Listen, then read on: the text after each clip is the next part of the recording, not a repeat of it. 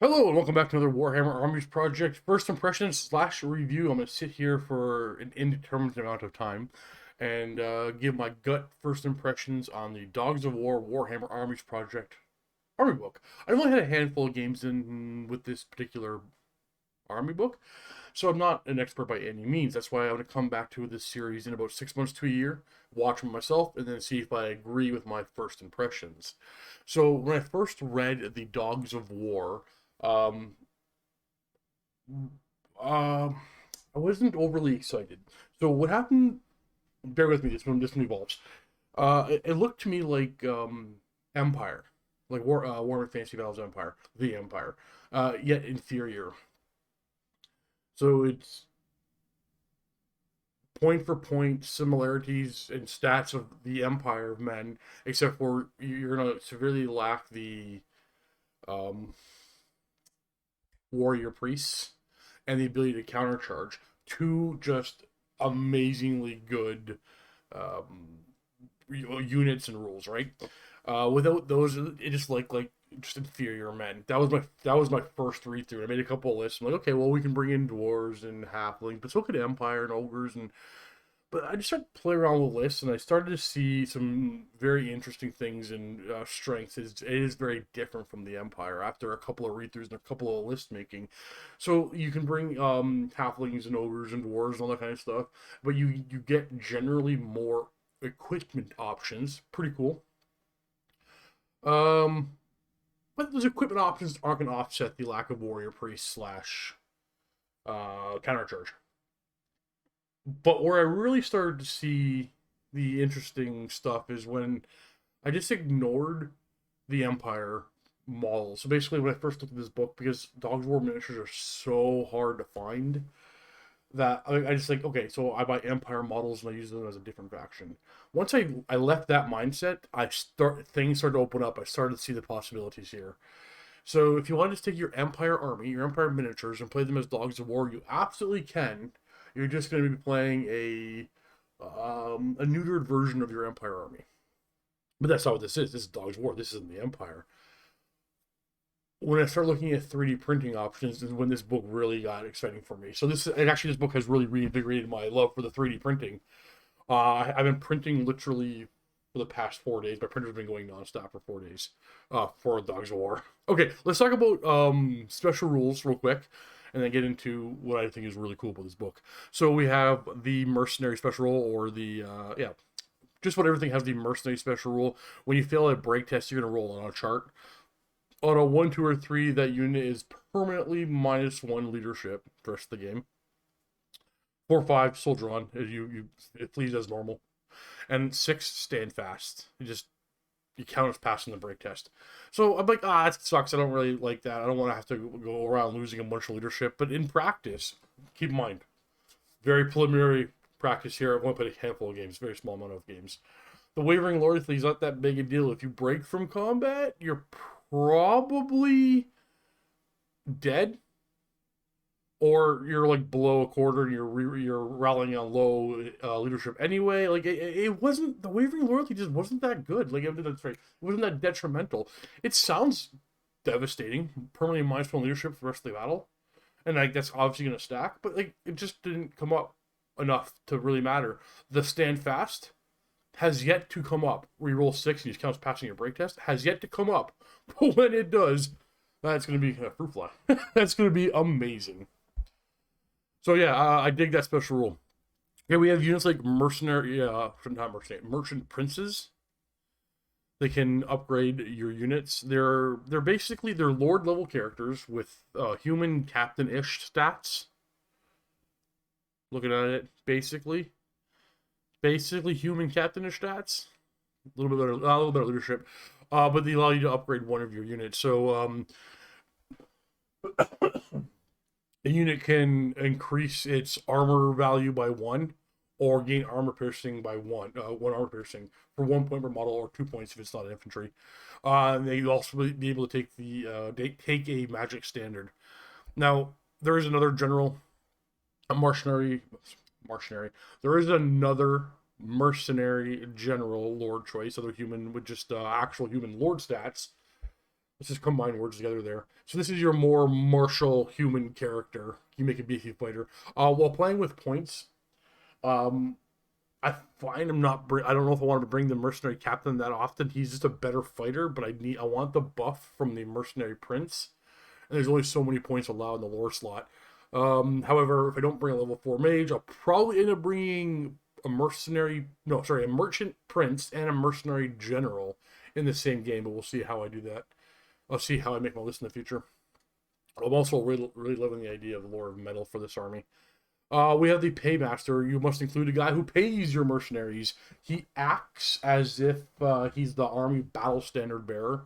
Really cool rules. I love the idea of it. I really dig this, the thematic ability of it, the thematic, the theme of it. I just like the idea of there's one guy in charge of paying everybody, and you do better if he's around. I've yet to find a perfect Paymaster model, either third party or 3D print. So if everybody knows one, by all means, point it out. Though I do have a couple in mind that I'm going to be using. I love the idea of the Paymaster. I'm going to scroll down quite a bit as I'm just looking at my other screen here at the book. The Regiments of Renown thing. So those of you who don't know what that is, there is specialized units with a special name. Like the I can't even remember the names of them. I just scrolled past a bunch. They're like special characters, but they're also units. I'm gonna omit them in this review, mostly because I cannot find the models. They're as for my purposes, they just don't exist anymore. Like I cannot get my hands on them. I've looked everywhere, so we're using more generic type stuff. That being said, I think they're cool to use. I've already played around with proxying Volan's Venators. They're just Empire Knights. They're Empire Inner Circle Knights with the unit sergeant or the unit leader has human captain stats. So the Regiments of Renown are really cool names and really fun. I got nothing bad to say about any of them, but we're gonna more talk about like the generic army that I assume you're gonna see many other Dogs of War players if you come across any playing in WAP or myself, because just not gonna be able to models for the Regiments of Renown. But I wanted to scroll to a section. There's like these really cool thing called Quirks of Character. Here we go. They're just upgrades, kind of like Vampire Bloodlines, or there's many other armies that have disciplines, not disciplines. Like the Slant have a thing. Like it just upgrades you can buy. Like the first one is a Grizzled Warrior for 35 points. You have to reroll to wound against the character. A little expensive. There's a generic magic item that does the exact same thing, but it's whatever. It's cool. We got one that gives sniper, which is really good because they have one particular magic item that is it's a crossbow that fires like a bolt thrower, except for it's only strength 5, but it still does D3 damage. Mix that with the Eagle Eye sniper and start assassinating your opponent's characters. It can be really, really good. Berserker, you can give the character Frenzy for 15 points. You can give, for 10 points, you can give Vanguard to the character and a unit he joins. Ambusher for 10 points. You can give a core unit the Ambusher special rule. Like, that's really cool. Like, that one right there is really good. Veteran for +1 weapon skill. There's a bunch of really cool things. Lethal Strike, Killing Blow for 15 points. Any martial character I make is probably going to take that one. Rich and Greedy. There's a lot of really cool quirks of character here. I'm not seeing anything crazy. I think the strongest combo would be Eagle Eye and the crossbow. But like, I'm not worried about anything being overly powered here. But maybe there is something crazy OP I haven't come across yet. Now, we don't have a whole lot of magic items for Dogs of War. The Dogs of War use the core magic items mostly, and then there's a handful in this book. There's nothing in the magic supplement for the Dogs of War, unfortunately, so not a whole lot of magic items, but I can get behind that. I'm okay with that. Doesn't seem, it almost seems thematic. Or maybe it's less thematic. I don't know. You know what? I'm okay with it. They have less magic items than everybody else. A lot of named characters, we're going to skip past them. Merchant Prince, you're starting off at 80 points. Just mediocre stats, but he's not there to fight. He's there to pay for everything. Mercenary General, 90 points. Keeping him cheap. Human stats, definitely a solid model. The Wizard starts at 165 points. These are just basic human point costs, right? Which is in WAP in a good place. Paymaster starts off 45 points. Now, these characters can all take full plate armor, which is just amazing. Not the Wizard, obviously. We have Elven Heroes, Dwarven Heroes, Ogre Heroes. I'm going to play around. I don't know if it's a good idea. I'm going to play around with a single Ogre hero, probably with like was there a scout quirk of character, something like that, and they have him just like running off on his own up the field, like a big old fat great eagle that can't fly. I don't know. Maybe it's terrible, but it'd be fun. I'll try it. All right, let's talk about core units. This is where the army is going to come together, right? Well, if you ignore the Empire stuff that I did not do my first read through. So pikemen, you have human stats at 6 points a model with light armor and a pike. Now, a pike fights in 5 ranks and has all the bonuses of a spear. 6 points a model. I'm gonna have a 30-man squad. That's 30 attacks when you charge them. Um, Amazing. I think 6 points a model is a steal for what you're getting. It seems like the human stat line is a bargain price cost along WAP, and we got pikemen at 6 points. Like, just I have no complaints with that. It seems amazing for core unit. You can upgrade them to medium armor for 1 point or heavy armor for 2 points. Now, I haven't figured out what the idea here is. I already found the perfect 3D printed models. I don't have a lot of pikemen. I haven't figured out if it's better to have many cheap squads of pikemen, keep them like don't upgrade their armor at all, or upgrade their armor, give them 2 points per model, make them 8 point a model, give them heavy armor, and with the merchant prince you could upgrade 1 unit. I think the go-to would be upgrading your bodyguard, which we'll talk about them in a minute. But I think I really like the idea of upgrading a unit of pikemen with additional armor, giving them a 3-up armor save in melee, and the ability to buy a magic banner. The banner I would buy would be the Razor Standard. However, you can you can, instead of increasing their armor to 3-up and keep them at a 4-up with heavy armor, you can give them armor piercing 1 and then still buy the Razor Standard and have armor piercing 2. I think I'm gonna play around with that. I don't know. Comment below if you prefer cheap units of pikemen or upgrade them, make them a little more resilient. We got crossbows, basic crossbows. They can upgrade to medium armor, unlike the Empire, so that's better. But you can also buy the Pavis. I think I'm pronouncing that correctly. It's a big old wooden shield that stands in the ground in front of them. They can move it, but it gives them 4-up armor from shooting. I think it's 4-up armor from shooting. I actually forget. For 1 point model, they can buy a Pavis. Another 1 point model, they can buy medium armor. So 10 points a model, you have a human crossbows with a 2-up saving and shooting. Empire can't do that. They also can take handgunners, but they can't have more handgunners than crossbowmen.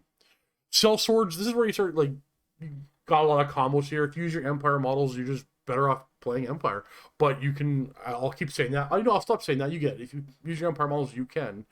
But you're kind of proxying because cell swords are 3 points a model for a human stat. Freaking amazing. 3 points a model. What you can buy? You can buy spears, pole arms, flails, or additional hand weapons for 1 point a model. Great weapons for 2 points a model. Bows for 3 points a model. Javelins for 2 points a model. Shields for 1 point a model. Light armor for 1 point. Medium armor for 2 points. You can upgrade them to veterans for 1 point a model. Veterans are going to gain weapon skill 4 and initiative 4 for 1 point a model. Now you can't have more veterans than regular cell swords. That makes sense. Well, that makes sense. For not for what's what I'm looking for. It makes sense for game balance, not for the thematic of the army, because you can definitely have a veteran Dogs War army. But balance wise, I get it. And if they're veterans, they can buy heavy armor for 3 points a model, and they take a magic standard worth of 25 points. So you can use your Empire great swords, call them veterans, give them heavy armor and great weapons, and solid point cost. Or you can just keep them dirt cheap at 3 freaking points a model with human stats, like strength, toughness 3, leadership 7. That's a steal at 3 points. Like, it's really good. What would I buy? Maybe I'd buy. Would I buy pole arms and make them strength 4 for 4 points a model? Maybe. Maybe I'll just buy them bows, 6 points a model. That's a typical human.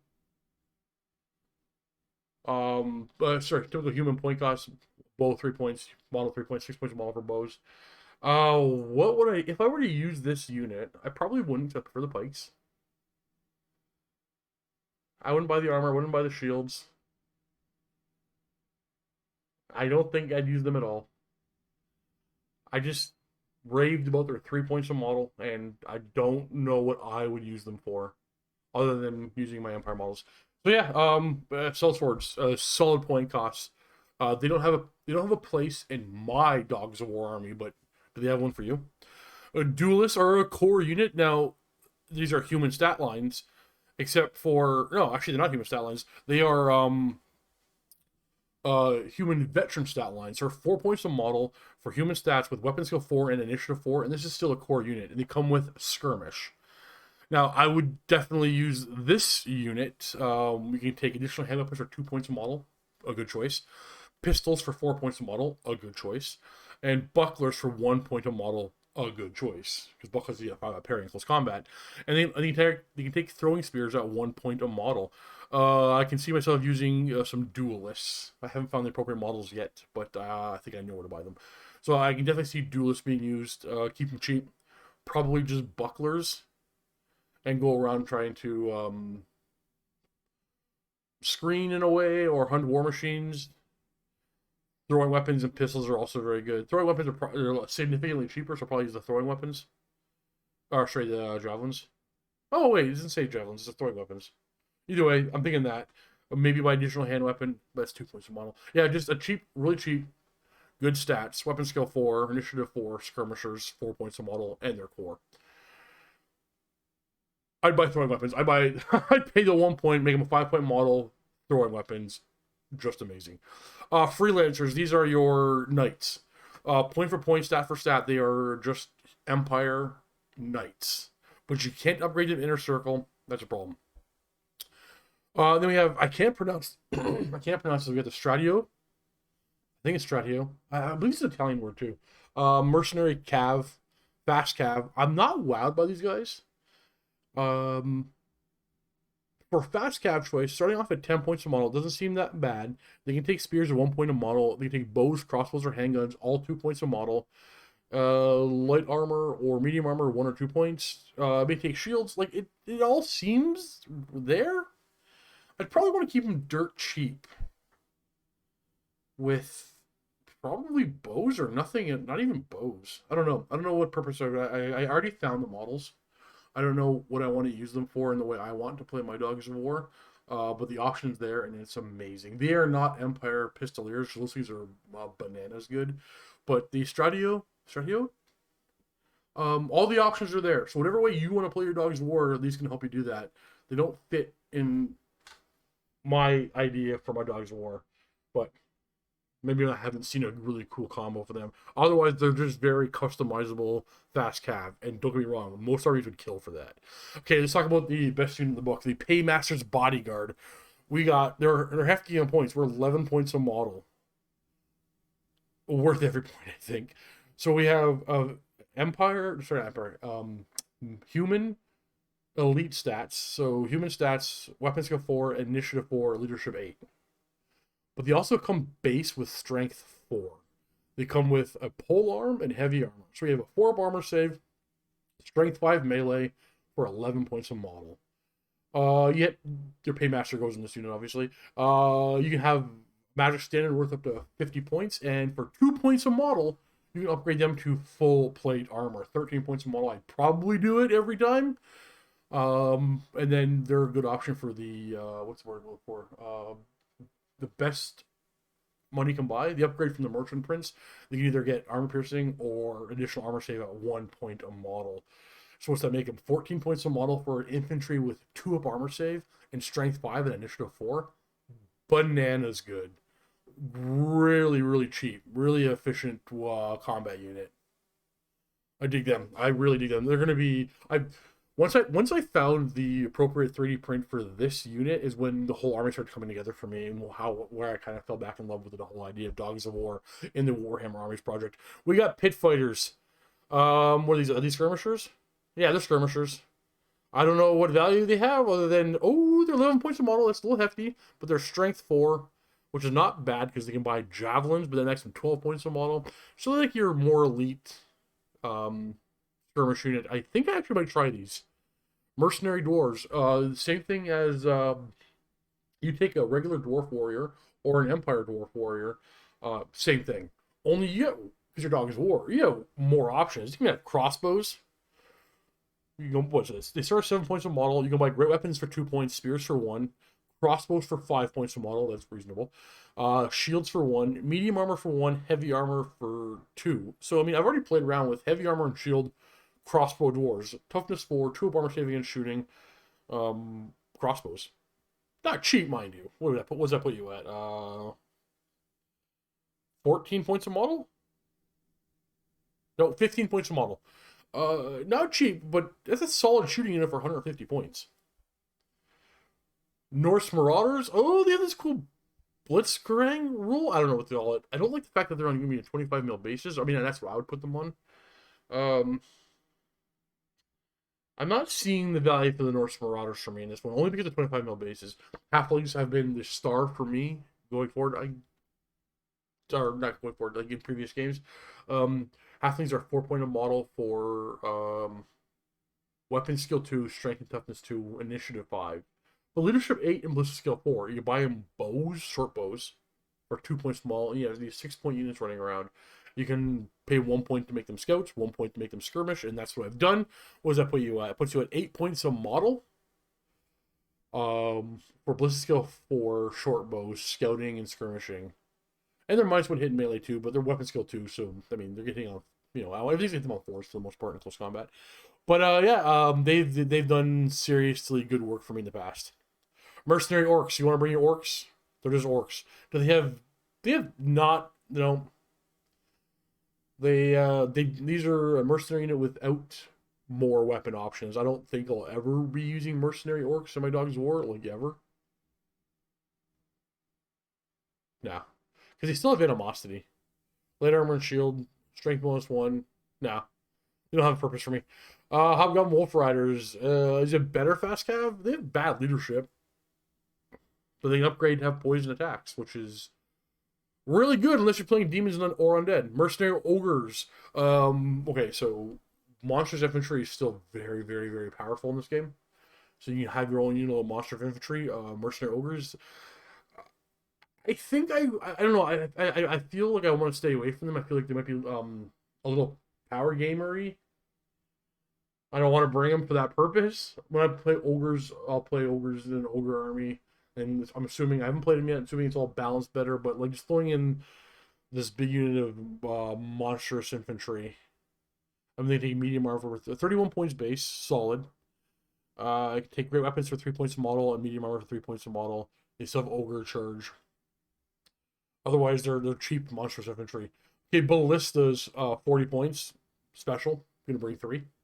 They have these scorpion ballistas. They're 25 points a model. You can have 1 to 3 in a unit.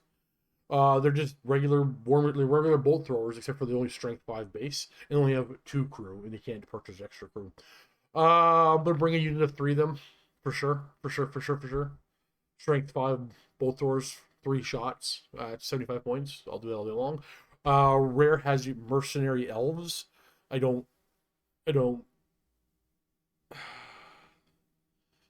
You can argue. You can literally make a better unit from core. So elves. Well, okay. So 7 points of model base, but they're movement 5, weapon skill 4, and initiative 5, leadership 8. I'm gonna go back up to core for a second. When you upgrade your veterans. No, the veterans. Okay. Veteran, if you upgrade your core unit of cell swords to veterans, they're still leadership 7. So for 3 points a model, you're going to gain over mercenary veterans. You're going to gain 1 movement, 1 initiative, 1 leadership. And you'll have a lot less equipment options. Now, they can upgrade for 2 points. The elves can upgrade for 2 points a model to be skirmish and scout.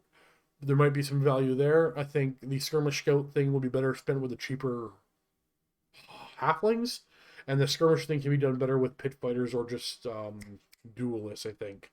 So that is an option. I don't think it's a viable option for the elven rare unit, but yeah, for 3 points a model, I can make the same unit in core with 1 less movement, 1 less initiative, 1 less leadership. Now the movement can be impactful. The leadership can be impactful, but you're more often than not going to be in your general's bubble with your combat units. And if not, you got called out, you got pulled out. So leadership, cool. Not that necessary, but cool. And then the initiative 5 over initiative 4, it doesn't initiative doesn't mean much. Like one more point of initiative. So yeah, 3 points a model to make these guys rare. Have less. You can make a better, cheaper, more efficient unit in core. So forget the else here. Ogre Man Eaters, a little more expensive. A lot of upgrades. I think this is really good. I think, but they're rare. They're the rare slot, and they're 44 points base. Yeah, I don't know. I'm gonna try them. Onagers, it's a stone thrower. I already got one printed. It's right here actually. Bam.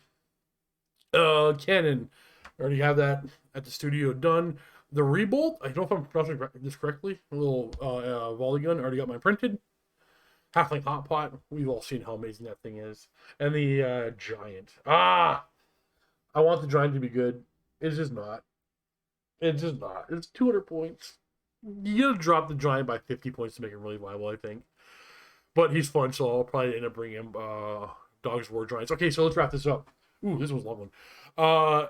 Dogs of War. Don't think of them. Don't make the mistake I did. Don't think of them as Empire. It's just not. Like, you're playing inferior Empire for that. You make your own custom thing. You build the army the way you want to. You can build any way you want with this Dogs of War book. I really dig it. Paymaster's Bodyguard. Really efficient on points. You can make really efficient combat units with the human stat line, human point costs. Really good there. You want to mix in some dwarves. I don't know if it's an efficient way of spending your points, but you can. You can make any kind of army you want. I think this book is fantastic for that purpose. How you're going to see me play them? Just pikes. I'm going to go stick with the pike idea. Pikes and various war machines. And the bodyguard, obviously. What do you know? Did you agree with me? Did I miss anything? Any really cool combos?